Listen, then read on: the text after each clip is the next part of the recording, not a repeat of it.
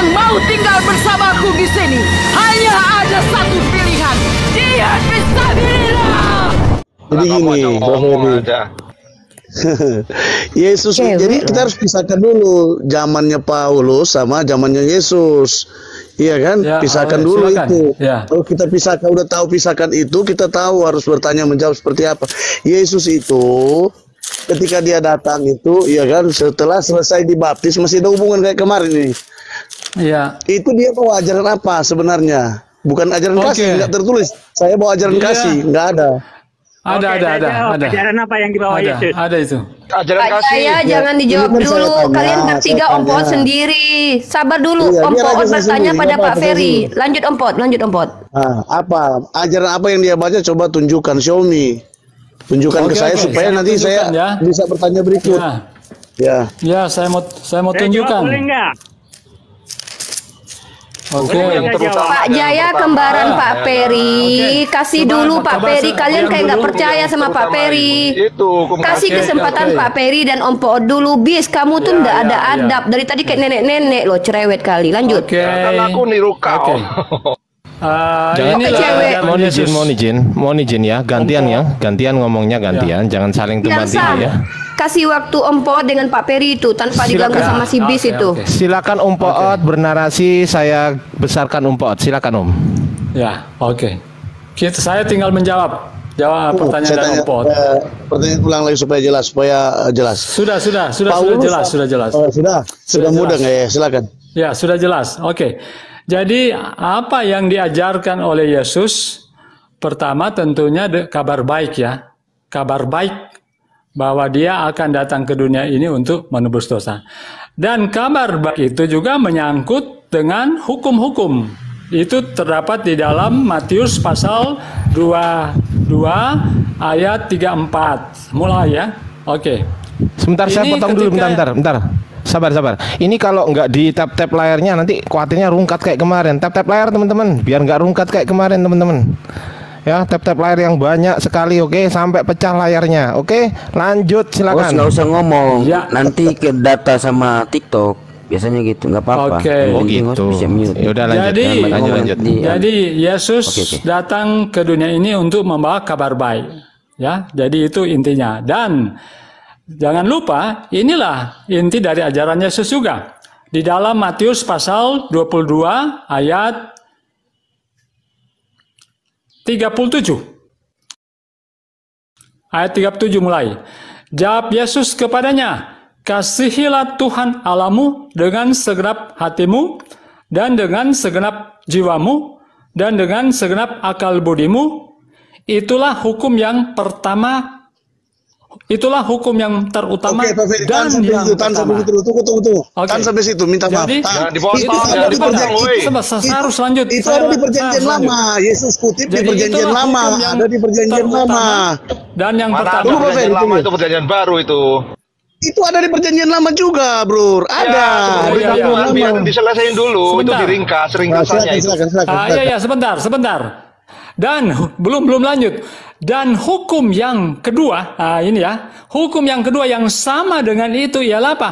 Kasihilah sesamamu manusia seperti dirimu sendiri. Pada kedua hukum inilah tergantung seluruh hukum Taurat dan kitab para nabi. Jadi itu yang diajarkan oleh Yesus. Jelas ya? Dan kitab para nabi. Jadi dia bawa dari sana. Itu bukan pure dari perjanjian baru kan? Tadi Anda mau protes saya. Itu dari perjanjian lama yang dia kutip. Makanya saya mau tanya, dia ajaran apa? Ajaran Taurat kah? Kan dia kutip itu, kasihilah Tuhan Allahmu, kasihilah sesama. Itu ada di perjanjian lama. Jadi bagaimana Pak? 10 perintah Tuhan. Kita Musa. Tadi kan saya bilang tadi itu ada di perjanjian lama. Bro bilang nggak ada. Akhirnya terbukti dari perjanjian baru. Itu berhubungan dengan perjanjian lama diringkas. Itu diambil dari perjanjian lama, Bos. Diambil dari perjanjian lama. Sehingga pertanyaan saya, Yesus bawa agama apa? Masih agama Yahudi atau apa? Dari yang dikutip oleh Yesus di perjanjian lama, Yesus mengajarkan pertama Matius 6 ayat 6 tentang berdoa, ya. Masuklah ke kamar, tutuplah pintu. Kemudian mengajarkan puasa. Itu salah satu Pak, itu doa Bapak kami, Pak. Itu doa Bapak kami. Ajarkan tentang kasih kepada sesama, Matius 5 dari 21 sampai 48. Ya, yang diawali dengan kamu telah mendengar hukum Taurat, tetapi aku berkata, dan lain sebagainya. Juga tentang kasih, Matius 25 ayat 31 sampai 46, yang di agama Anda menjadi itu masih ada hubungan dengan khotbah itu tentang perjanjian lama. Pak Jaya, izin saya luruskan, Om Poot ini adalah seorang Kristen, Pak Jaya, ya, bukan Muslim. Silakan lanjut. Selanjutnya ya tentang iya Pak Jaya, ini Pak Jaya yang kemarin ya, salam Pak Jaya. Oke, lanjut Pak Jaya. Tidak ada Tuhan mendirikan agama. Saya yakin sekali. Ya, ada pernyataan agama di sisi Allah adalah Islam. Itu adalah pernyataan klaim mengatasnamakan Allah. Ada pernyataan kuridoi Islam sebagai agamamu, tapi diawali dengan disembelih atas nama selain Allah, diakhiri dengan Allah. Tunggu, Pak. Aduh, Om Poot itu Kristen bukan Muslim. Kalau masa Muslim dengan saya nanti. Udah melenceng. Jadi Anda, woi. Ini ajaran kebencian ini sih. Pak Jaya, itu salah. Ajaran kebencian kau. Udah melenceng. Pak Jaya itu udah melenceng. Enggak, nanti kalau masalah Islam, Anda bicara dengan kami umat Islam. Nanti kita bisa diskusi Pak Jaya. Tapi Pak Jaya itu diskusi sama orang Kristen sendiri, namanya Adonai Ehad. Dia bukan Muslim. Kecuali dia sudah mu'alaf. Nanti kalau mau bahas tentang ajaran itu dengan saya, ajaran mana yang kurang ajar, mari kita bahas. Adonai Ehad karena ada perkenalan Yodhevave kepada Musa tanpa minta disembah. Lari lagi Bapak Jaya ini. Pak Ferry, ambil apa jawabannya, gimana Pak Ferry? Tidak minta disembah. Sekarang kamu buka Keluaran 20 nomor 1. Buka. Jadi buka Keluaran 20 nomor 1, buka kamu. Jangan dulu yang bukan. Saya tahu itu. 3 sampai 40. Itu ajaran Yesus. Tidak minta disembah, asal-asal ngomong kamu. Sampai Paulus geblek tadi itu loh. Fokus pada perkenalan kepada Musa. Jadi begini Pak Ferry. Jadi yang Yesus bawa itu, tunggu Pak Jaya. Yesus bawa itu kepada Musa di tempat ada api menyala. Pak mengenalkan diri. Itu udah konteks lain. Pak Jaya yang ditanya itu Pak Ferry. Kalian kenapa sih? Pak Ferry yang ditanya. Pak Jaya kembaran Pak Ferry nanti dulu. Diam dulu, kasihan Om Poot. Satu-satu lah kalau diskusi itu. Kembarannya Pak Ferry diam dulu. Sama Islam. Penghujat kau memang. Ini loh Paulus. Nanti kau ubah dengan Bible. Sabar. Paulus, nasibnya Paulus kasihan ini loh. Kalau nggak ribut nanti nih. Lanjut. Om Poot silakan poinnya ke Pak Ferry. Jadi begini Pak Ferry. Jadi dia bawa ajaran apa? Sedangkan yang Yesus Kristus kutip, saya ini Kristen loh. Saya menguji apa yang Yesus bawa. Jangan dulu sangkut pautkan dengan Paulus. Udah berbeda konteksnya nanti. Apa yang Yesus bawa? Ajaran apa sebenarnya yang dia bawa? Mau bilang bukan hukum Taurat, dia masih tetap mengutip ayat-ayat hukum Taurat, bahkan dia hidup prakteknya dia sunat juga kan. Jadi kita nggak boleh abaikan itu, ciri-ciri tanda-tanda seperti itu. Jadi ajaran apa yang dia bawa sesungguhnya, masih dari perjanjian lama kah atau Taurat kah, atau ada ajaran yang baru? Menurut kesimpulan Pak Ferry gimana? Jadi Yesus ada kombinasi ya. Yesus kombinasi. Jadi dari perjanjian lama dan juga perjanjian baru. Kalau perjanjian lama kan gigi ganti gigi. Tetapi di perjanjian baru itu dengan apa? Kasih karunia. Jadi manusia itu diselamatkan oleh kasih karunia. Tetapi bukan berarti ketika kita diselamatkan oleh kasih karunia maka kita seenaknya berbuat dosa. Tidak seperti itu. Itu juga yang dipahami oleh Paulus. Jadi bukan itu kita dulu Pak Ferry, jangan dulu bergeser Pak Ferry, jangan dulu bergeser ke Paulus. Jangan dulu di Paulus. Maksudnya jadi pertanyaan saya, yes or no, tentang apapun itu, Yesus bawa ajaran apa sih? Ya, yang saya sudah katakan tadi. Ya, jadi dia membawa ajaran para nabi, kemudian dikombinasikan dengan ajaran di perjanjian lama dengan kasih karunia. Kalau dulunya kan orang melanggar langsung out, ya. Jadi di sini kita melihat seolah-olah itu Allah itu kejam. Tetapi tidak tahu, kita tidak memahami bahwa itu adalah hak prerogatif Allah yang kita tidak bisa ganggu-gugat. Ketika di zaman Yesus itu kan zaman kasih karunia. Pak Ferry, yang Yesus bawa itu masih ada tanda-tanda dari hukum Taurat. Satu, saya kasih contoh kan, makanya tadi saya sudah bacakan. Dengar dulu. Makanya saya bacakan berarti di bukan Matius pasal 22. Bukan ajaran kasih karunia, berbeda lagi itu konteksnya nanti. Ini kan saya uji. Saya bukan pintar, saya belajar sampai hari ini belajar. Jadi berarti bukan ajaran kasih yang dia bawa pure dari dirinya sendiri, berarti masih ada tanda-tanda dari perjanjian lama atau Taurat. Satu, contoh dia disunat. Dua, dia masih pakai adat istiadat cuci kaki yang notabene itu dari zaman Taurat perjanjian lama. Terus Pak Ferry bilang dia bawa hukum kasih, hukum yang baru, akan kontradiksi dengan apa yang masih tersemat kepada dirinya. Gitu loh Pak Ferry. Dia tidak bawa hukum yang baru. Karena kan di hukum 10 hukum itu kan kasih kepada Allah dan kasih kepada sesama manusia. Itu berarti dia masih bawa nature, masih bawa hukum Taurat. Iya kan? Ya, masih bawa hukum Taurat. Hukum Taurat, tetapi terus berbicara tentang hukum Taurat kan kita harus bedakan. Memetik gandum pada hari Sabat. Kita harus bedakan. Hukum Taurat itu terdiri dari hukum moral dan hukum upacara. Iya, saya tahu moral, saya tahu gimana? Yesus melanggar itu. Kenapa? Yesus melanggar hari Sabat gimana itu? Murid-muridnya mati gandum gimana itu? Yesus tidak melanggar hukum Sabat. Iya, udah keluar dari konteks tadi. Sebentar. Jadi kalau nggak ngerti diskusi Pak Peri dengan Om Poot, mending lu diam deh. Udah lu ngomong, lu nyerang Pak Peri lagi harusnya kan. Pak Peri lagi ngebelain Kristen, Pak Om Poot lagi meluruskan Kristen. Lu masuk-masuk malah bikin gaduh. Lanjut Om Poot dengan Pak Peri lah, santai. Oh itu yang baru masuk. Kau yang kayak perempuan tapi laki-laki. Lanjut. Kasih statement aja. Perempuan otaknya separuh. Gini Pak Ferry, kau ini lebih separuh lagi otaknya. Lanjut Om Poot. Bukan menjelekan atau apa, bukan, tapi saya menguji, iya kan, supaya kita berjalan sesuai rel. Yesus bawa ajaran apa, titik. Jangan dulu ke Paulus. Dari tanda-tanda Taurat dia bawa, masih ada dia bawa. Gimana Pak Ferry? Ya, dia membawa ajaran seperti itu, tetapi berbicara tentang Taurat. Berbicara dengan dalil. Oke. Iya, sudah dalil semua yang saya bilang Pak Jaya dari tadi. Ada ayat-ayatnya. Berarti ajaran Paulus dengan ajaran Yesus itu berbeda. Itu maksud saya, makanya saya uji. Ajaran Paulus dengan ajaran Yesus berbeda. Sama ajaran Yesus dan Paulus sama.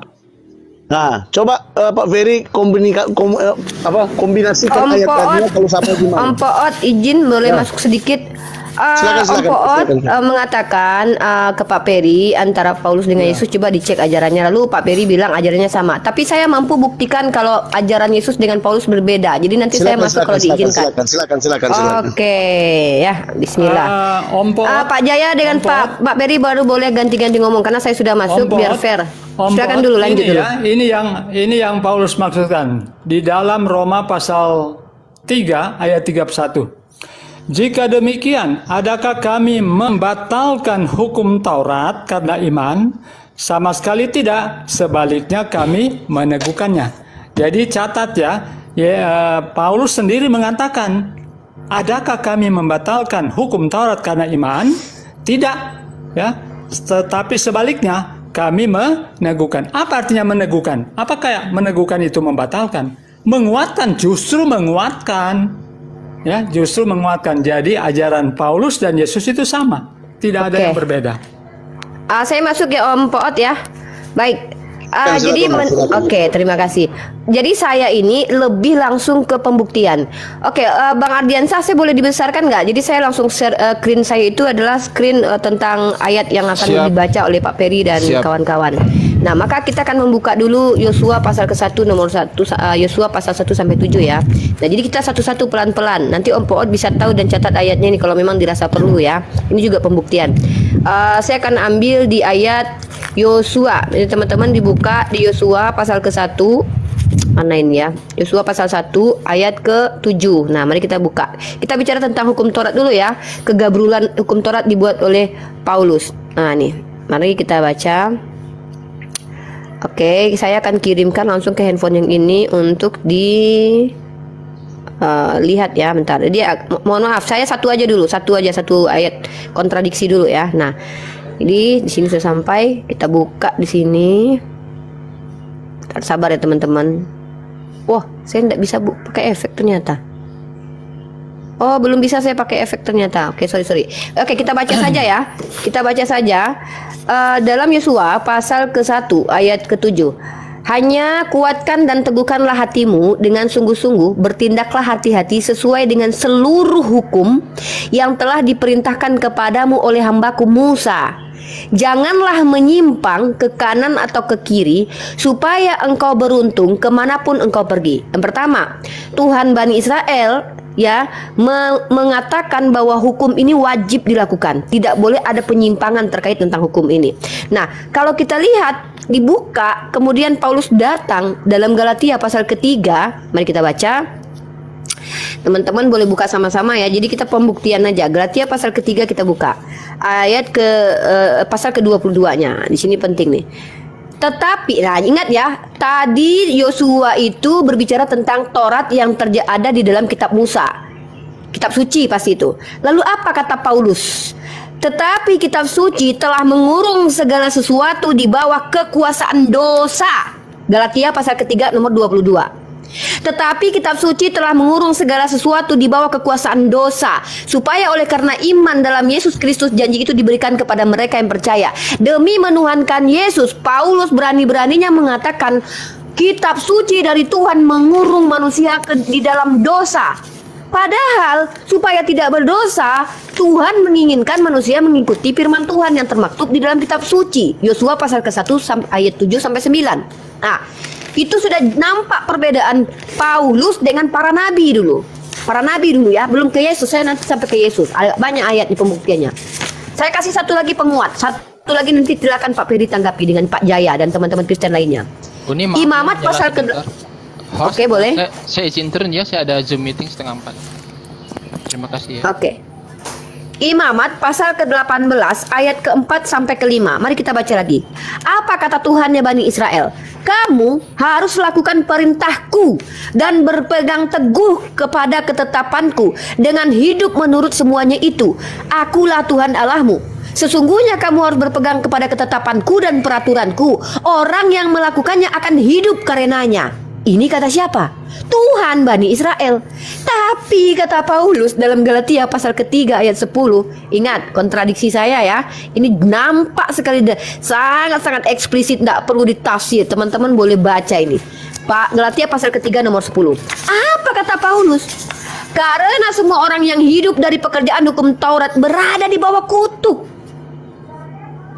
Sebab tertulis, terkutuklah yang tidak setia melakukan segala sesuatu yang tertulis dalam kitab hukum Taurat.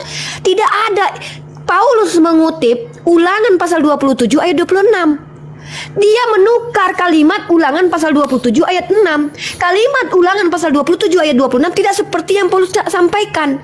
Dalam Ulangan pasal 27 ayat 26 yang dikutip oleh Paulus membenarkan ajarannya, kata Tuhan adalah terkutuk orang yang tidak menepati hukum Taurat. Tapi kata Paulus, terkutuklah orang yang mengerjakan perintah hukum Taurat kalau tidak melaksanakan semuanya. Tidak ada seperti itu dalam kitab Ulangan pasal 27 itu. Kata Ulangan pasal 27 ayat 26, terkutuklah orang yang tidak menepati perkataan hukum Taurat ini dengan perbuatan.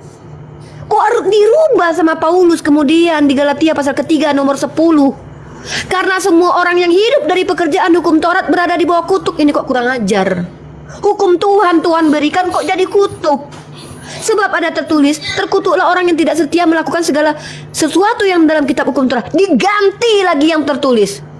Ulangan pasal 27 dirubah sama Paulus. Terima kasih, lanjut. Oke. Interupsi saya ya. Jadi kalau misalnya Mbak bilang, kalau misalnya ada ayat yang mengatakan bla bla bla bla bla bla, janganlah kita mengatakan si kurang ajar. Apa Mbak senang kalau misalnya saya membacakan satu ayat kemudian saya katakan Muhammad kurang ajar? Anda setuju? Saya berdasarkan kitab Muslim Anda. Bentar, bawa dan ya. Muslim yang ada di sini pakai data. Kira-kira setuju? Gini Pak Peri, maaf. Iya, oke. Gini. Izin saya luruskan. Oke, saya minta maaf. Bentar. Ya udah, enggak usah baper. Gini. Oke. Pertama saya minta maaf dulu ya. Izin dulu. Pertama saya minta, bentar Pak Jaya. Pertama saya minta maaf karena saya terlalu jujur. Ya, mohon maaf atas kejujuran saya. Dan yang mengatakan orang yang sangat-sangat kurang ajar itu bukan saya sebenarnya. Karena di dalam kitab Perjanjian Lama, orang yang merubah hukum Taurat, bahkan orang yang merubah perkataan hukum Taurat, itu bahkan orang-orang yang dikutuk, orang yang dapat hukuman yang sangat besar luar biasa menurut pandangan orang Perjanjian Lama. Dalilnya ada dalam kitab Amsal, dalam kitab Ulangan ada. Mohon maaf atas kejujuran saya. Tapi kalau Anda bilang begitu kurang ajarnya Nabi umat Islam, tapi dasarnya harus ada dulu. Berdasarkan apa kurang ajar itu? Kalau saya kan kurang ajar itu berdasarkan kata-kata Perjanjian Lama. Maaf ya, saya sangat jujur soalnya. Saya tidak boleh berbohong ya. Makasih. Betul. Ya, memang kalau di Alkitab itu jelas kalau yang merubah itu kan memang hukumannya bukan. Terima kasih kejujuran Pak Peri. Okay. Terima kasih. Sekarang ya saya mau bantah penjelasan Anda. Mari kita baca di dalam Roma pasal 6 ayat 15. Jadi bagaimana? Apakah kita akan berbuat dosa karena kita tidak berada di bawah hukum Taurat? Dengar baik-baik ya para netizen. Tetapi di bawah kasih karunia? Sekali-kali tidak. Ya, sekali lagi ya, Roma 6:15. Jadi bagaimana? Apakah kita akan berbuat dosa karena kita tidak berada di bawah hukum Taurat? Tetapi di bawah kasih karunia? Sekali-kali tidak. Kemudian Roma 7 ayat 7. Jika demikian, apakah yang hendak kita katakan? Apakah hukum Taurat itu dosa? Sekali-kali tidak. Sebaliknya, justru oleh hukum Taurat aku telah mengenal dosa. Ini ya. Dengan ada hukum Taurat kita bisa mengenal dosa. Bagaimana kita tahu kita berdosa? Tentunya adanya hukum. Apa itu hukum Taurat? Karena aku juga tidak tahu apa itu keinginan kalau hukum Taurat tidak mengatakan jangan mengingini. Kalau saya juga mau kembali, siapa yang mengingini istri orang? Ya, tapi saya tidak mau bahas itu. Saya bahas tentang Paulus. Galati pasal 2 ayat 16. Kamu tahu bahwa tidak seorang pun yang dibenarkan oleh karena melakukan hukum Taurat, tetapi hanya oleh karena iman, ya, hanya karena iman dalam Kristus. Sebab itu kami pun telah percaya kepada Kristus Yesus supaya kami dibenarkan oleh karena iman dalam Kristus dan bukan oleh karena melakukan hukum Taurat. Sebab tidak ada seorang pun yang dibenarkan oleh karena melakukan hukum Taurat. Kita manusia dibenarkan oleh karena apa? Kasih karunia, ya, oleh karena rahmat Allah, bukan karena melakukan hukum Taurat. Tetapi ketika kita diselamatkan, pasti kita akan menuruti hukum Taurat.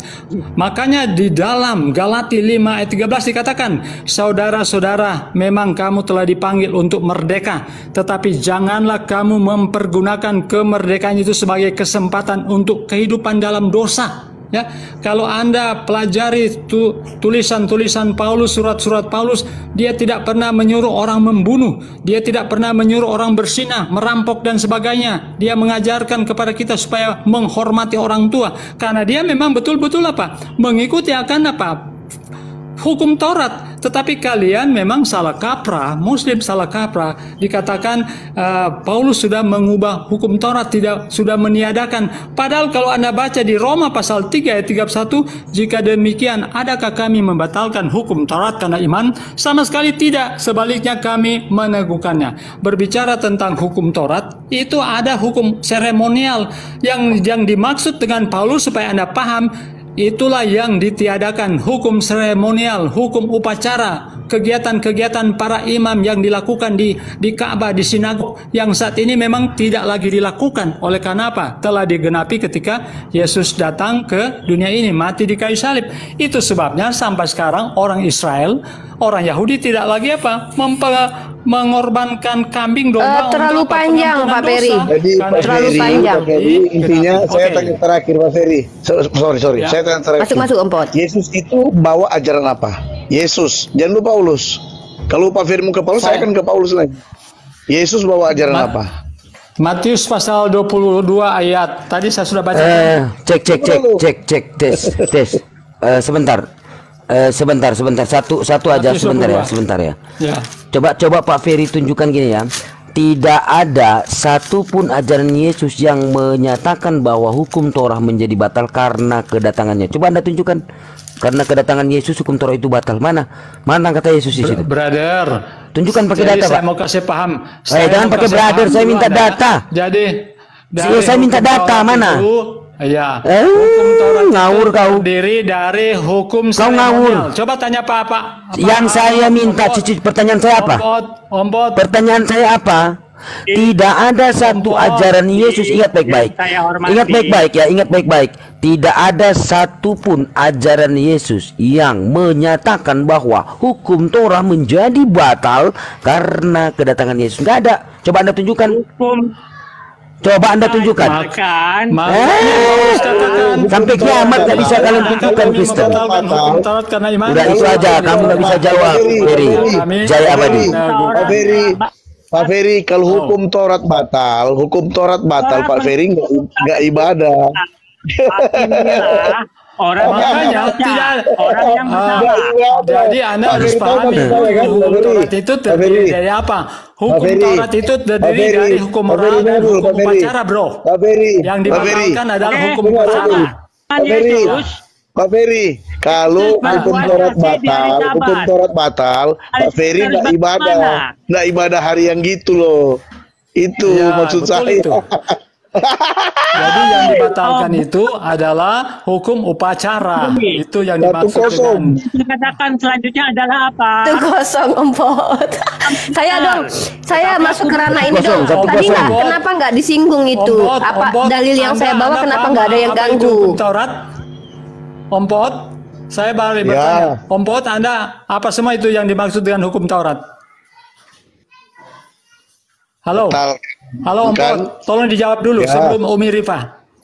Apa yang dimaksud dengan hukum Taurat? Dengar, hukum Taurat itu ada berapa model? Pak Ferry, orang sama-sama tahu itu hukum seremonial dulu. Tapi ini dengar dulu. Tadi kan Pak Ferry bilang, bagaimana dibatalkan? Iya kan? Tidak dibatalkan tadi bilang kan? Coba. Pernyataan saya yang dibatalkan adalah hukum seremonial. Berarti Anda tidak dengar. Enggak boleh, enggak. Hukum Taurat itu bukan cuma seremonial aja, bukan. Kalau cuma seremonial bukan hukum Taurat namanya. Iya, makanya saya katakan tadi yang dibatalkan adalah hukum seremonial, tetapi hukum. Datanya mana Pak Ferry? Datanya mana? Kalau yang dibatalkan hanya seremonial aja. Bukan, saya tahu itu Pak Ferry, arahnya mau kemana, saya tahu. Kita tahu itu, Bro. Gitu maksudnya. Karena diskusi dari tadi ini, sebentar Pak Ferry, saya sedikit. Dari tadi saya nggak bicara ya.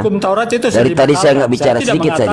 Jadi begini, Pak Ferry dengar, Pak Ferry dan Jaya ini tidak bisa menjawab tentang pertanyaan tadi. Nah, gini, satu-satunya, sebentar, nggak ada pernyataan Yesus, nggak ada pernyataan. Dengar baik-baik, tidak ada satupun ajaran Yesus yang menyatakan bahwa hukum Taurat menjadi batal karena kedatangannya. Anda tunjukkan pakai data kalau ada. Oke, satu kabur, Jaya Setia kabur. Saya tanya itu, jawab. Kamu nggak bisa jawab, nggak usah kita lompat. Udah kamu nggak bisa nggak ada data.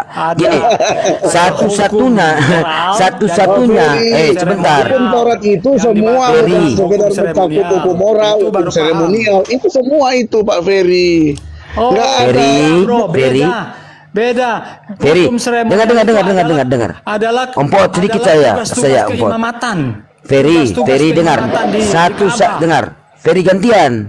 Satu-satunya cantelan Paulus untuk membenarkan ajaran ini hanyalah terkait dengan istilah menggenapi, seperti apa yang tercantum pada Matius 5:17-20 itu. Paulus terlihat mencomot kata menggenapi hukum Torah ini, lalu memberikan penafsiran sesuai maunya sendiri. Ini dilakukan dengan memotong-motong penjelasan lain dari Yesus Kristus. Misalnya lanjutan ayat pada Matius 5:18-20 dan serangan Yesus terhadap para imam Yahudi soal pelaksanaan hukum Torah pada Matius 23. Di situ Yesus jelas-jelas menyatakan bahwa apa yang dimaksud dengan menggenapi hukum Torah bukanlah berarti tidak melaksanakannya, namun menyatakan bahwa aturan tersebut jangan diperalat untuk kepentingan para pemuka Yahudi. Anda harus dijalankan Ya, dan harus dijalankan dengan keimanan kepada Tuhan. Bahkan secara jelas Yesus menyatakan kepada para pengikutnya seperti berikut di dalam Matius 23 nomor 3. Sebab itu turutilah dan lakukanlah segala sesuatu yang mereka ajarkan kepadamu, tetapi janganlah kamu turuti perbuatan-perbuatan mereka, karena mereka mengerjakannya tapi tidak melakukannya. Ini masih diperkuat dengan pernyataan Matius 5 nomor 20. Maka aku berkata kepadamu, jika hidup keagamanmu tidak lebih benar daripada hidup keagaman ahli-ahli Taurat dan orang-orang Farisi, sesungguhnya kamu tidak akan masuk ke dalam kerajaan surga. Amin.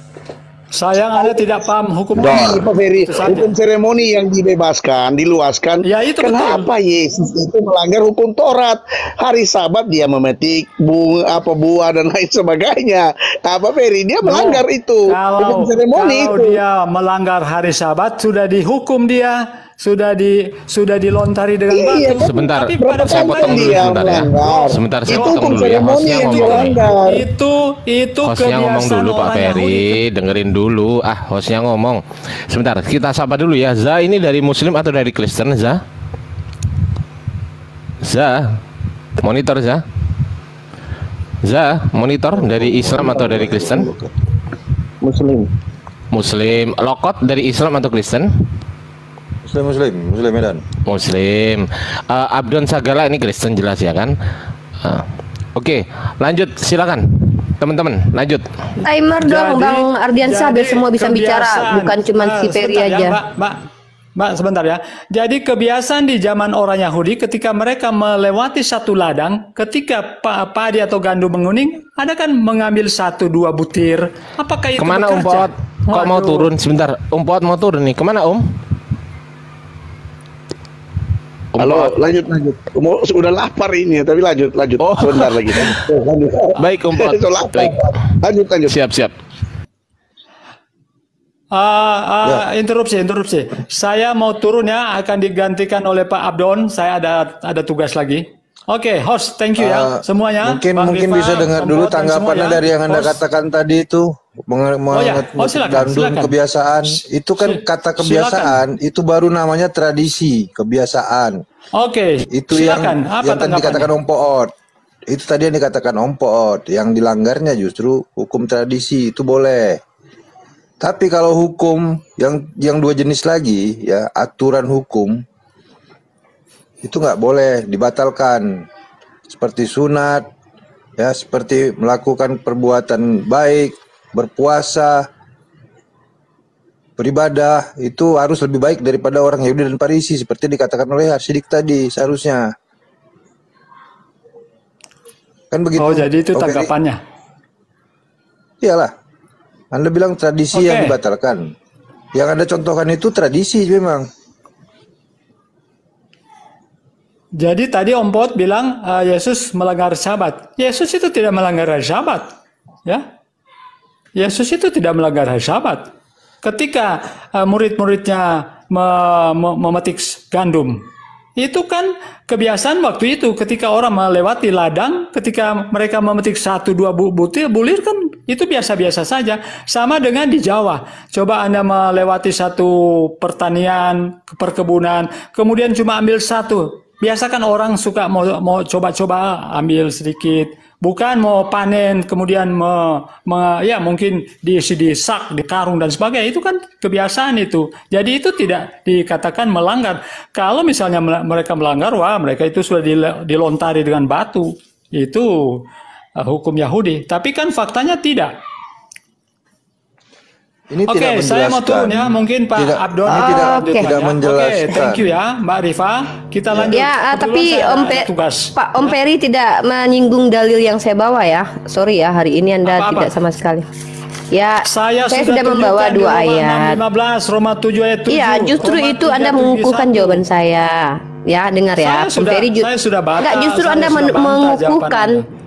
premis saya begini ya. Tolong fokus ke premis saya. Premis saya adalah penyesat yang sesungguhnya adalah penyesat yang berani-beraninya membatalkan hukum Torah, sementara Yesus sendiri tidak pernah membatalkan. Dalilnya apa? Efesus 2:15. Nah, dasar itu saya akan bawa kepada pembuktian-pembuktian lainnya. Apa itu? Buktinya adalah Yosua pasal 1 7-9, di mana Tuhan perintahkan untuk melaksanakan hukum Torah. Galatia pasal 3:22, ternyata Paulus mengatakan bahwa tidak perlu menjalankan hukum Torah, justru terkutuk kalau menjalankan kitab Torah. Bahkan Paulus mengganti perkataan Ulangan pasal 27. Paulus mengutip Ulangan pasal 27, terkutuklah orang yang tidak melakukan hukum Torah, tapi Paulus menggantinya dengan mengatakan terkutuklah yang menjalankan hukum Torah. Begitu, itu yang saya maksud. Nah, saya akan menunjukkan beberapa ayat lagi sebagai penguat. Ada banyak ayat saya bisa tunjukkan. Itu sudah dipatahkan oleh Roma 3:31. Roma pasal 3:31. Jika demikian, apakah kami membatalkan hukum Taurat karena iman? Sama sekali tidak. Sebaliknya kami meneguhkan. Meneguhkan itu maksudnya apa? Coba jelaskan kepada saya apa yang dimaksud dengan meneguhkan. Meneguhkannya itu artinya menguatkan. Aja, Pak, menguatkan. Ya, meneguhkan, menguatkan. Tolong Anda definisikan meneguhkan ini dalam perspektif Biblos, bukan perspektif asumsi pribadi. Karena kalau kita bicara tentang meneguhkan dalam di kitab Anda, di dalam Perjanjian Lama dikatakan hukum Tuhan itu teguh. Tuhan itu hukumnya teguh. Lah tiba-tiba Anda bilang meneguhkan, tapi faktualnya Kristen tidak menjalankan hukum Torah itu. Nah, ini saya kasih data lagi ya. Bentar, saya kasih data. Kalau kita lihat Ulangan pasal 30 ayat 9-10, tolong dibuka bagi kalian yang punya Bible ya. Ulangan pasal, bentar nak diam nak. Ulangan pasal 30. Ya, bentar ya. Bentar.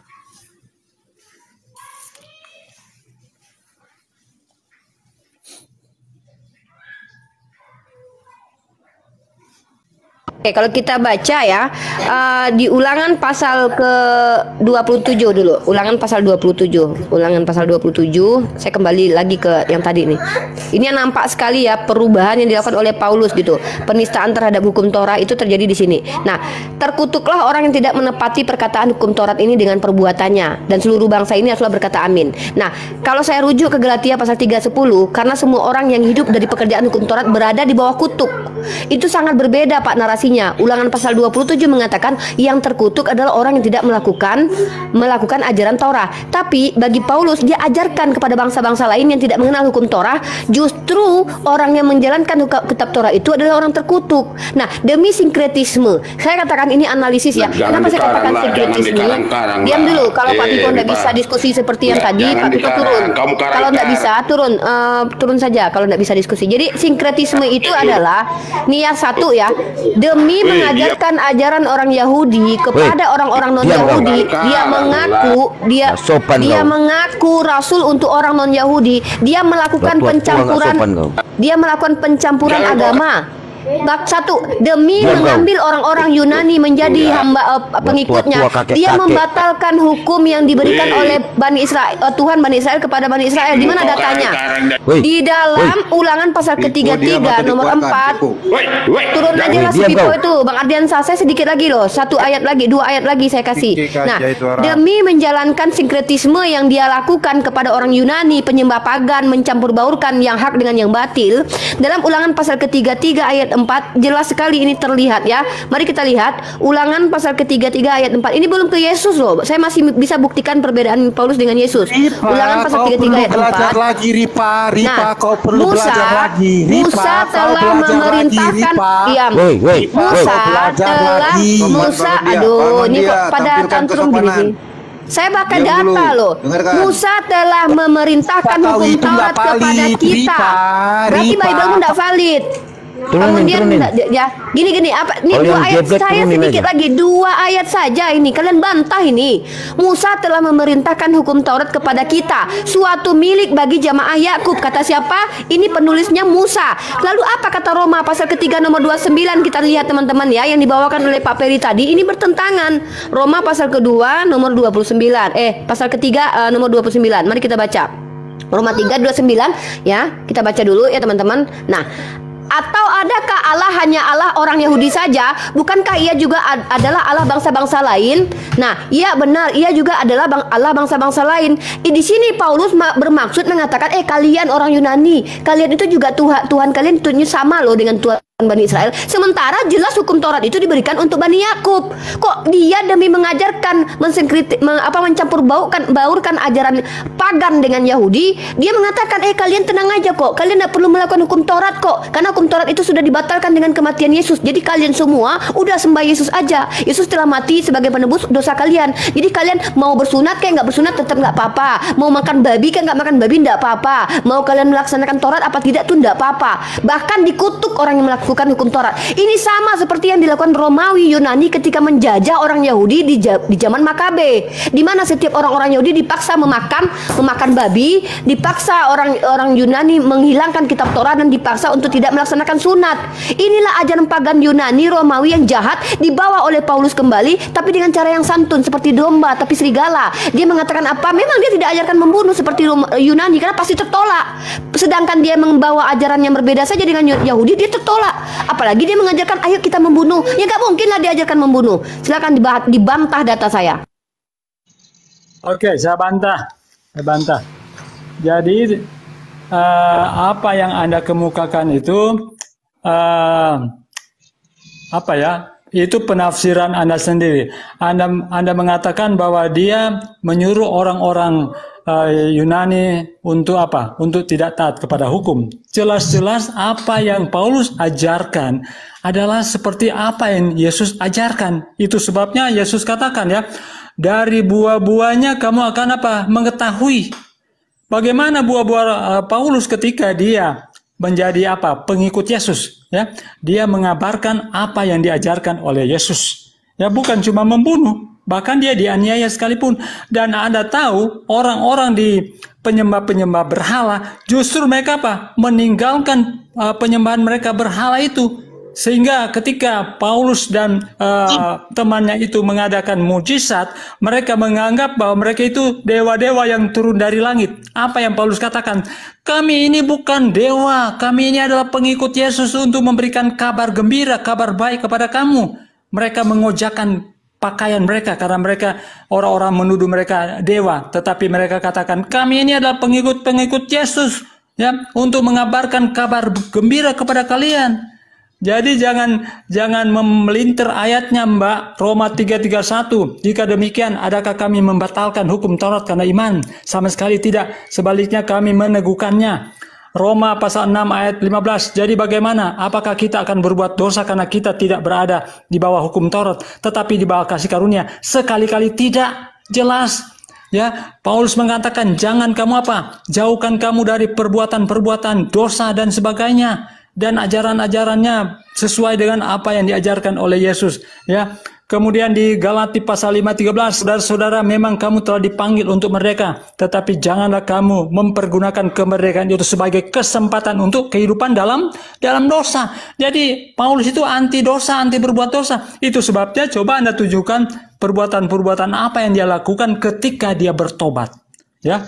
Ketika dia bertobat, kira-kira adakah yang dia lakukan melawan ajaran Yesus?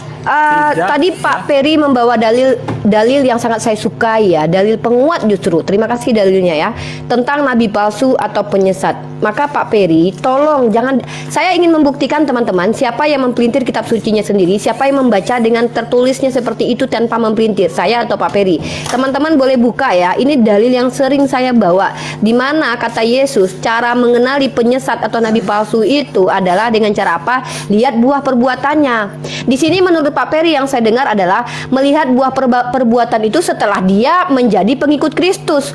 Padahal di situ Yesus mengatakan cara kalian mengenali nabi palsu sebelum kalian ikut orang itu. Ketika ada orang mengatakan bahwa dia adalah nabi, lihat buah perbuatan dia ketika dia mengaku sebagai nabi, bukan setelah dia menjadi seorang nabi dan rasul lalu mengerjakan banyak-banyak. Bukan begitu kata Yesus. Coba kita lihat ya konteks ayat ini. Saya akan bacakan nabi-nabi palsu ya. Kalau kita lihat teman-teman, mana ya kitab mana ya kedatangan nabi palsu. Nah, bentar.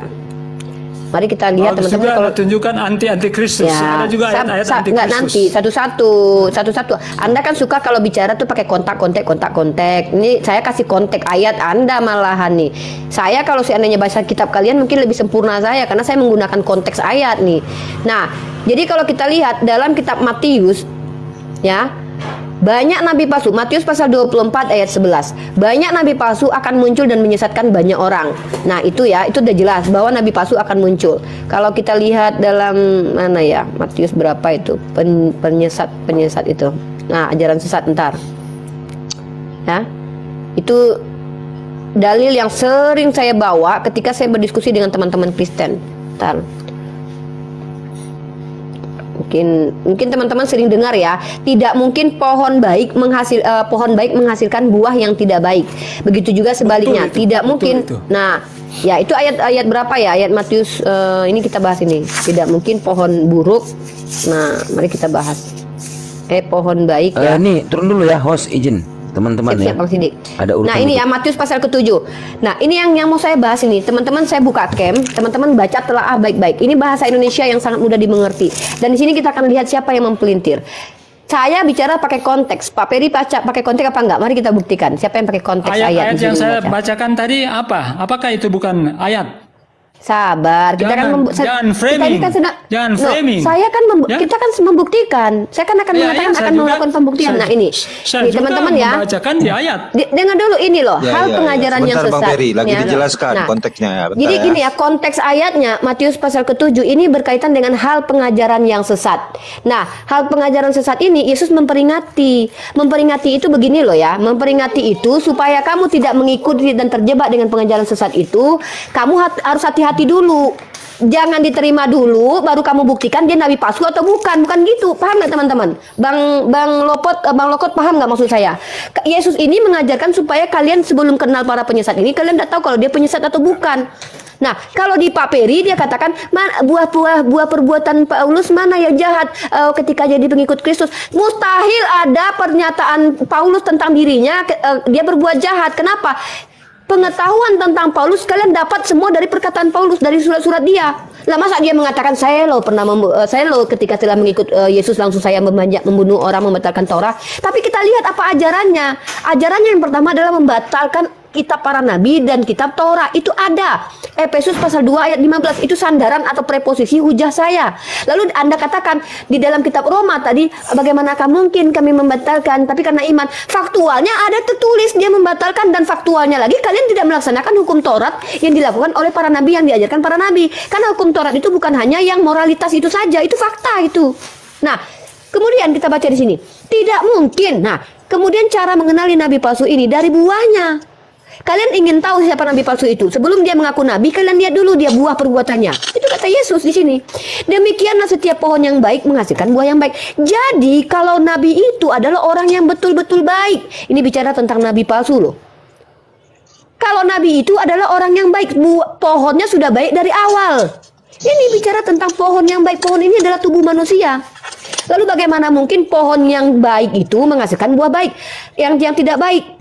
Demikianlah setiap pohon yang baik menghasilkan buah yang baik. Kalau sudah pohonnya baik, pasti buahnya baik, kata Yesus. Apakah Paulus itu bisa dikatakan pohon baik sejak semula? Tentu tidak. Paulus adalah pohon yang sangat buruk. Farisi, pembunuh Stefanus, penyesah murid Yesus, ahli Taurat yang sangat jahat. Itu fakta, dia adalah pohon buruk. Lalu tiba-tiba kata Yesus tidak mungkin pohon yang baik itu menghasilkan buah yang tidak baik, ataupun pohon yang tidak baik menghasilkan buah baik. Kata kalian bahkan pohon tidak baik ini menjadi rasul. Bahkan kalian puji-puji dia karena melakukan perbuatan baik hanya karena menjadikan Yesus sebagai Tuhan. Dia memindahkan Tuhan pagan Yunani dari makhluk yang berbentuk seperti Hercules, kemudian Zeus, hanya kepada manusia yang namanya bedanya sedikit, itu Yesus. Itu dia cuma memindahkan itu doang. Bahkan dia berani-beraninya mengutip pengajarannya sebentar. Bahkan berani-beraninya dia mengutip perkataannya ketika dia muncul ke Athena, mengutip perkataan Epimenides. Ajaran Yahudi kok pakai kutipan ajaran Epimenides? Ini loh. Ini ya kita lihatnya. Jadi saya itu pembuktian. Kalian itu membantah bukti saya dengan data. Justru Pak Peri itu membuktikan apa yang saya sampaikan itu benar. Nah, coba kalian lihat di dalam KPR pasal 17 nomor 28. Nih, ya saya pakai data ya. Kisah Para Rasul KPR 17 ayat 28 nih. KPR ayat 17 28. Di sini jelas sekali Paulus sinkretisme. Sinkretisme itu adalah menggabungkan ajaran Tuhan yang benar dengan ajaran pagan. Wajar hal itu Paulus lakukan, karena tidak mungkin orang Yunani langsung menerima begitu saja, disuruh sunat, disuruh menyembah kepada Tuhannya. Nggak mungkin langsung. Cara cepat adalah dengan cara apa? Mencampurkan ajaran ini, seperti Amru bin Lu'ai. Amru bin Lu'ai itu meletakkan dewa-dewa pagan di Ka'bah, sehingga dia sangat dicintai oleh orang-orang Mekah pada waktu itu. Mereka bebas mengimani apa yang mereka mau. Nah, kalau kita lihat dalam Kisah Para Rasul pasal 17 nomor 28, sebab di dalam Dia kita hidup. Ini sebuah argumen loh. Ini sebuah ajaran. Ada nggak Yesus mengajarkan sebab di dalam Dia kita hidup ini? Tapi ini pengajaran siapa yang dia kutip? Kita bergerak yang kita ada. Seperti yang juga dikatakan oleh pujanggamu. Pujangga-pujangganya orang Athena, pujangga penyembah pagan diberikan kepada mereka, tentu mereka terima. Mereka pasti menghormati pujangga mereka, yaitu Epimenides. Mereka pasti menghormati. Maka menyamakan ajaran adalah cara terbaik untuk membawa ajaran baru supaya mendapat banyak pengikut. Ini yang dilakukan oleh orang sinkretisme atau orang-orang yang mencoba menjadi plural, orang-orang liberal, supaya dia dapat pengikut yang banyak. Dari kalangan Yahudi dia bisa banyak, ya kamu boleh kok ikuti ajaran kamu. Kamu kan Bani Yahudi, boleh sunat lah. Datang ke orang Yunani, kamu nggak usah sunat, tapi Tuhan kita sama kok. Bentar, ini pembuktiannya. Ini Epimenides ya. Nah, saya pakai data, nggak pakai asumsi. Dari tadi kalian nggak ada yang nunjukin data. Nah, mari kita lihat. Kutipan Paulus ini ayat-ayat yang saya sudah tunjukkan tadi. Anda tidak buka ayat itu diambil, lalu dikasih dogma. Itu framing. Anda itu gini loh Pak, bukan framing begini. Framing itu begini Pak. Apa yang Anda tidak lakukan, saya tuduh Anda lakukan. Nah, tapi Anda mengeluarkan bukan data, tapi ayat yang Anda selubungi dengan dogma. Saya bawa data. Saya kritisi data ini. Ayat yang iya, data itu Pak bisa berupa. Bentar Pak Abdon nih. Jadi ini bukti ya, bukti bahwa Paulus itu Paulus betul-betul sinkretisme, mencampurkan ajaran pagan dengan ajaran Yesus. Yaitu pertama, kutipan ini terdapat dalam kerja Epimenides dari Nasos. Epimenides adalah seorang filsuf pagan, seorang tukang ramal. Ya. Oh, terlalu kepanjangan. Kalaupun kepanjangan, kalian bantah semua data yang saya kasih. Iya, saya bantah. Oke ya, sekarang saya. Tunggu dulu Pak. Saya bantah dulu Pak. Satu-satu saya semua dulu. Saya sapa dulu tamu-tamu kita. Sabar, saya sapa dulu ya tamu kita. Ada Army of Jesus. Halo Army of Jesus, Pak Pendeta. Halo. Ya, oke, siap. Sabar dulu ya Pak, nanti tunggu dulu ya. Ini sudah saya mau bantah semuanya ini dari ini. Saya cukup sabar ini. Satu saja Pak. Oke, nanti bisa gantian dengan Pak pengikut jalan lurus, Pak Abdon dan juga Pak Army of Jesus ya. Gantian ya bertiga ya. Ya. Oke, lanjut. Silakan. Oke ya. Pertama, siapa yang mengatakan yang nabi palsu? Ya, mari kita cek di Injil Matius, Markus, Lukas, Yohanes. Dikatakan di situ Yesus disalib. Kemudian datang nabi yang 400-500 tahun kemudian dikatakan Yesus itu diserupakan. Yohanes ya, murid-murid yang hidup tinggal bersama Yesus, makan bersama Yesus, mereka menyaksikan Yesus itu disalib. Kemudian muncul ya kitab yang 400 atau 500 tahun kemudian dikatakan Yesus itu diserupakan. Itu satu. Yang kedua, belajar dulu ya. Muhammad mengutip tulisan Paulus. Saya catat. Ayat berapa yang nabi palsu? Enggak, Pak Peri, bentar. Muhammad mengutip tulisan Pak Peri, Paulus. bentar. Ayatnya berapa saya catat? Enggak, ayat berapa saya catat? Saya. Ya, nabi palsu tadi ayat berapa? Ya. Iya, saya minta ayatnya. Saya dulu ya. Sebentar. Ayatnya saya minta. Kalau saya tadi saya tunjukin ayatnya kan. Sebentar. Ya, Saya tunjukkan ayatnya. 1 Korintus 2 ayat 9. 1 Korintus 2 ayat 9. Ayat 2. Ya, 1 Korintus 2 pasal 2 ayat 9. Bacakan dulu. Ya, saya baca. Ini lagi-lagi ajaran Paulus ya. Ajaran Paulus. Ya, betul. 1 Korintus 2 ayat 9. Ya, ayat yang dikutip Paulus dari Perjanjian Lama ya, bukan hasil dari ilham Tuhan ke dia ya. Tetapi seperti ada tertulis, apa yang tidak pernah dilihat oleh mata dan tidak pernah didengar oleh telinga dan tidak pernah timbul di dalam hati manusia, semua yang disediakan Allah untuk mereka yang mengasihi Dia. Anda tahu, ini dikutip oleh Muhammad, ya. Berarti Nabi Muhammad palsu karena mengutip. Muhammad mengatakan begini. Palsu karena mengutip ya. Segala sesuatu yang belum belum pernah dilihat oleh mata, belum pernah didengar oleh telinga, dan palsunya kenapa Pak? Kasih alasan. Palsu karena mengutip ayat itu. Itulah yang disediakan oleh Allah kepada saya paham. Yang soleh. Enggak, maksudnya gini loh, alasannya dikatakan Nabi palsu karena dia mengutip ayat itu. Berarti karena mengutip ayat, makanya dia dikatakan palsu gitu. Yang disebut Nabi palsu yaitu apa? Mengajarkan yang tidak sesuai dengan Yesus ajarkan. Pertama. Sementara dia mengutip apa yang diajarkan oleh Paulus. Yesus mati, bangkit, dan Pak Peri, tunggu dulu, saya tidak dapat poinnya gitu loh. Kalau saya kan jelas konteks ayatnya penyesat, tentang penyesat menurut Pak Yesus dan menurut kitab Anda. Anda mengutip ayat 1 Korintus, di mana Paulus sendiri mengutip. Lah, Nabi Muhammad dengan Paulus sama-sama mengutip, berarti Paulus Anda katakan juga Nabi palsu kalau begitu. Begini. Anda kan mengatakan bahwa Paulus itu nabi palsu. Kalau misalnya Paulus nabi palsu, tidak mungkin Muhammad mengutip tulisan Paulus. Loh, tidak. Jadi Nabi Muhammad tidak mengutip di dirinya sendiri enggak? Kalau Paulus itu nabi palsu, tunggu dulu. Ayat itu yang duluan ada di mana, Pak Peri? Bentar, Pak Peri. Ayat itu duluan mana? Mengutip. Pasti Muhammad tidak mengutip tulisan Paulus. Yang dikutip bukan ajaran Paulus. Dari Perjanjian Lama, Pak. Ini salah paham ya. Gini, pertama ya. Mengutip tulisan Pak Peri, Paulus. Pertama, standar Nabi palsu itu mengutip tulisan Paulus. Iya, berarti tidak masuk. Karena gini, kan kita membahas Nabi palsu menurut Yesus dan Babel Anda. Tidak ada tertulis Nabi palsu itu adalah Nabi yang mengutip-ngutip. Karena kalau seandainya mengutip ayat-ayat terdahulu dikatakan Nabi palsu, Yesus juga Nabi palsu. Karena dia banyak sekali mengutip ajaran kitab Torah. Nah, kalau Al-Quran itu, bentar dulu. Yang palsu begini, Mbak. Yang palsu begini. Yang palsunya gimana? Mengaku menerima ilham, padahal cuma copy paste dari. Ini dia. Dari Paulus. Dari mana dasarnya? Bang Lokot, kita terima. Nggak apa-apa. Kalau menurut parameternya, kita pakai parameter Pak Peri ya. Yang palsu adalah yang mengaku sebagai nabi, tapi mengutip ajaran terdahulu. Itu juga berlaku kepada Paulus. Anda tidak menyelamatkan Paulus dari tuduhan saya. Paulus mengaku rasul, bahkan mengutip.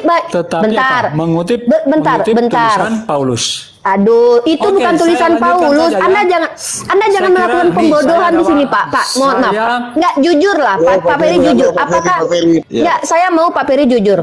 Kok kenapa Om Poot terpental? Gini, Pak Peri jujur sama saya. Itu hasil naik lagi Om Poot. 1 Korintus pasal kedua nomor 9. Jujur jawab saya, apakah itu Paulus hasil ilham Tuhan kepada dirinya atau dia mencontek kitab Taurat? Jawab jujur. Dia mendapatkan. Jawab jujur, Pak. Iya. 1 Timotius 3 ayat 16. Aduh, kok lari ke 1 Timotius 1 Korintus pasal kedua. Belum selesai. Tulisan yang diilhamkan Allah. Jadi belum selesai, Pak Peri. Saya penasaran, saya naik karena saya penasaran itu. Pak Ferry, saya naik lagi karena penasaran 1 Korintus ayat 9. Coba baca lagi itu. Ya. Segala tulisan yang diilhamkan Allah memang bukan itu Timotius bukan 1 Korintus pasal 2 ayat 9. Tetapi seperti ada tertulis. Anda baca ini Pak Peri. Ini Om Poot juga ya. Saya mau kasih sedikit ya. Cara berpikir kita. Tunggu dulu. Jelas di sini bahwa Paulus mengutip yang tertulis. Timbul di dalam hati manusia semua yang disediakan Paulus juga mengutip, mengasihi Dia. Dan ini dikutip oleh Muhammad. Ngaku-ngaku terima wahyu padahal cuma terus Paulus juga mengutip loh. Pak Ferry. 1 Korintus 9 itu Pak Ferry bicara apa? Saya mau tanya dulu. Saya mau uji dulu Pak Ferry. Itu adalah gambaran surga. Ya. Itu adalah gambaran surga. Jadi Allah menyediakan kepada umat-umatnya ketika di surga ada sesuatu yang tidak bisa dibayangkan oleh pikiran manusia. Itu bukan surga. Itu tidak tertulis surga itu. Nggak ada. Bro, itu yang dijanjikan oleh Allah ketika kita masuk dalam kerajaan surga. Itulah tapi yang terjadi di 1 Korintus 9 itu bukan surga, bukan konteks surga itu. Itu Yesaya 66 kalau nggak salah itu, bukan konteks surga itu. Iya. Jadi baca dia mengutip Yesaya 64 ayat 4. Dia mengutip Paulus itu mengutip Yesaya pasal 64 ayat 4. Tidak ada telinga yang mendengar dan tidak ada mata yang melihat seorang Allah yang bertindak bagi orang menanti-nantikan dia. Nah, Pak Peri sendiri sudahlah mengambil ayat kemudian mempelintir ayat kitabnya sendiri sama seperti Paulus sudah mengambil dan mempelintir. Itu yang saya uji ke Pak Ferry tadi. Ini tambah satu nih. Ini di sebentar. Oke, saya mau live ya. Oke, thank you ya. Saya ada tugas. Oke, thank you semua ya. Ada teman Ferry. Ini saya mau ya. Sebentar. 2 menit. Boleh saya menanggapi apa yang dikatakan Ripan? Ini Pak, ini Pak. Saya tanggapi apa yang dikatakan Ripan. Sebentar Pak. Saya mau kenapa turun? Ya untuk kawan-kawan. Kalau kabur. Seperti ini nih. Kisah Para Rasul 17 ayat 28 ya. Kemudian kita ke sini tafsiran, oke? Kita lihat di tafsiran Yerusalemnya. Kutipan dari karya yang berjudul Penomanes karangan Aratus. Ini. Ini namanya mengutip. Kalau ada data seperti ini, Anda bisa mengatakan ini mengutip. Ini Kisah Para Rasul mengutip ternyata. Saya coba teman-teman premisnya itu begini loh ya. Pak Peri bilang nabi palsu itu adalah nabi yang mengutip kitab sebelumnya. Maka ini tidak bisa menyelamatkan Paulus dari tuduhan saya. Justru Anda dengan saya mengatakan Paulus seorang nabi palsu dengan menuduh nabi saya mengutip sementara nabi saya tidak mengutip. Kenapa? Karena ayat itu berbeda konteks. Konteks dalam Yesaya 64 ayat 4 dengan konteks Al-Qur'an itu sesuatu yang berbeda. Itu dulu dipahami. Nah, kemudian Paulus sendiri banyak mengutip, bukan hanya kitab Taurat yang dikutip oleh Paulus, bahkan Paulus mengutip karangan dari para filsuf. Maka itu yang disebut dengan nabi palsu sesuai parameter Pak Ferry. Sementara saya menunjukkan nabi palsu dan penyesat menurut Biblos. Saya mengambil satu konteks ayat di mana di situ Yesus mengajarkan bagaimana cara melihat ciri-ciri nabi palsu dan itu dipenuhi oleh Paulus. Nah, mana Nabi Muhammad sebagai nabi palsu menurut Bible, bukan menurut Pak Ferry yang membawa ayat sesuai parameter sendiri. Terima kasih. Oke, saya tanggapin dulu ya kawan-kawan Seripa ya. Saya dari tadi Tepu kemana ini? Apapun penyampaian Seripa dan menunjukkan data-data itu kembali yang diimani oleh si Ripa ini tentang Taurat ataupun Injil, bicara tentang Paulus yang cerita tentang Kisah Para Rasul. Kamu semua menunjukkan data-data apa yang tertulis di Alkitab yang diimani Kristen.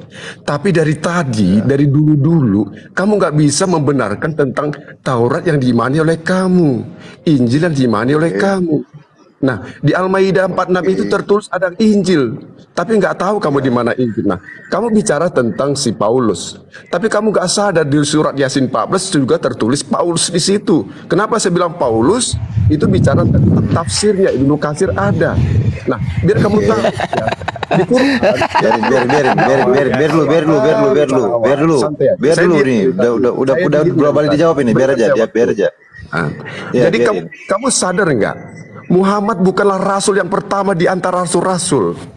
Itu jelas tertulis ya di Al-Kaf ayat 9. Nah, kalau kamu mengakui ini berarti ada rasul-rasul yang lain.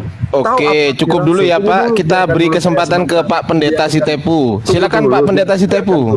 Biarkan dulu saya. Nah, sekarang Ripa gantian sama temennya Pak. Tunggu dulu, jangan dipotong. Gantian sama temennya. Iya, sebentar biar saja, nggak apa-apa, dia denger itu kawan tuh. Tunjukkan Ripa dari tadi itu congor, nggak ada dari tadi mana yang kamu sebut itu Taurat yang diimani kamu. Kamu menyalahkan. Oke, stop. Omelannya kelamaan Sekarang, Bang Abdon. Dulu. Tunjukkan kenapa nggak bisa to the point Bang Abdon. Bang Abdon jangan terlalu banyak omelan, to the point aja, kita bahas ilmunya. Nanti saya jawab singkat padat aja. Tunggu kita kasih kesempatan dulu, sabar teman-teman. Kita kasih kesempatan dulu kepada Army of Jesus. Silakan Pak Sitepu, dari tadi kasihan loh. Sabar dulu. Oi, hostnya saya. Oi, saya dari tadi sudah dengar loh. Astagfirullahaladzim. Ya makanya diem dulu. Salah orang. Kalau nggak mau ikutin silakan aja, Pak. Nggak apa-apa. Pendeta Sitepu, silakan Pak Pendeta Sitepu. Gantian gitu loh. Silakan Pak. Iya. Open cam ya. Bentar aja. Ripa, udah diem. Silakan Pak Pendeta. Gitu. Kalau kau nggak mau diam, Don, aku yang ngomong, Don. Aku juga mau ngomong, tapi diam aja, nungguin. Yang lain banyak gilirannya. Silakan Bang Sitepu. Iya, sebentar saya open cam. Ini nggak apa-apa, dilanjut aja dulu. Ini handphone saya nge-lag. Bentar. Saya jawab si Abdon boleh nggak? Tunjukkan Taurat kamu, Ripa. Pertama, kami tidak punya Taurat, Abdon. Siapa bilang? Sejak kapan kami dikasih Taurat, Abdon? Jangan ngaco lah. Kalau aku pikir sudah 1500 tahun tidak jumpa dengan Abdon, Abdon berubah cara penyampaian dan argumen dan premisnya. Bicara dari tadi Taurat Kristen. Dari tadi kamu Tauratmu mana? Sejak kapan kami punya Taurat? Saya mau jawab ini. Lah, malah ngedumel. Dijawab kok ngedumel. Nggak mau dengar jawaban, Don ya. Abdon nggak mau dengar jawabannya kembali ya. Masih dengan cara yang sama ya, Abdon ya. Nggak mau dengar jawabannya. Seperti biasa kok Abdon. Masih sama ya. Nggak mau dengar jawabannya. Nah, jadi Abdon, mau dengar jawaban diam, Don ya. Diam, dengarkan Don. Kalau enggak kamu turun, Don. Saya bilang kalau kamu nggak diam saya suruh turun ya. Iya, jadi gini teman-teman ya. Abdon, sejak kapan umat Islam itu dikasih Taurat? Kami diperintahkan mengimani bahwa aduh, saya iki lo lagi menjawab. Turunkan. Boleh nggak lagi menjawab, Abdon? Boleh nggak Abdon saya menjawab? Kalau boleh ya cak jawab. Aduh, Abdon, Don. Udah 1500 tahun loh, Don. Kok nggak berubah-berubah loh, Don. Jadi kok jadi apa ini kita Musa? Sejak kapan kami jadi pengikut Nabi Musa? Nabi Musa kalau hadir hari ini kata Nabi Muhammad bakalan menjadi pengikutnya Nabi Muhammad loh. Sejak kapan kami punya kitab Taurat? Sejak kapan saya itu punya kitab Taurat? Kami mengimani Taurat aja, kata imani saja kamu tidak paham. Mengimani bahwasanya betul bahwasanya Allah menurunkan Taurat kepada Musa. Lah mana? Loh, Musanya aja tidak diterima, banyak disengketakan orang Bani Israel kok. Masa kitab Tauratnya masih ada? Loh, batu yang dibawa Musa aja udah tidak ada. Lah kalian loh Kristen yang mengaku mengimani menjadikan panduan keyakinan kalian tidak punya aslinya. Kok nuduh-nuduh nanya-nanya saya harus menunjukkan kitab Taurat itu? Kedabrus Don, lanjut.